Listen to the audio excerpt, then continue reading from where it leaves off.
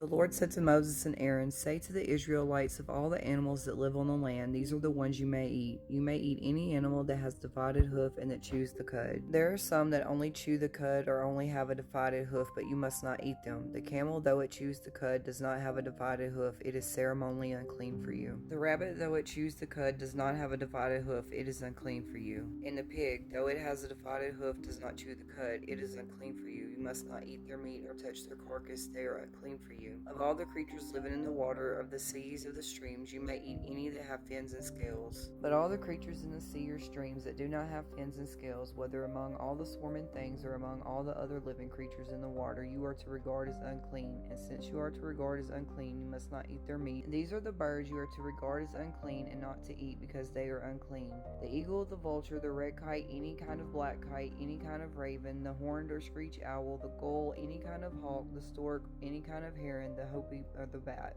All flying insects that walk on all fours are to be regarded as unclean by you. There are, however, some flying insects that walk on all fours that you may eat, those that have jointed legs for hopping on the ground. Of these you may eat any kind of locust, katydid, cricket, or grasshopper. You will make yourselves unclean by these. Whoever touches their carcasses will be unclean till evening. Whoever picks up one of their carcasses must wash their clothes, and they will be unclean until evening. Of all animals that walk on all fours, those that walk on their paws are unclean for you. Whoever touches their carcasses will be unclean till evening. Of the animals that move along the ground, these are unclean for you: the weasel, the rat, any kind of lizard, the gecko, the skink, and chameleon. When one of them dies and falls on something, that article, whatever its use, will be unclean, whether it's made of wood, cloth, hide, or sackcloth. Put it in water, it will be unclean till evening, and then it will be clean. Every creature that moves along the ground is to be regarded as unclean. It is not to be eaten, whether it moves on its belly or walks on all fours or many feet. It is unclean. You must distinguish between the unclean and the clean, between living creatures that may be eaten and those that may not be eaten.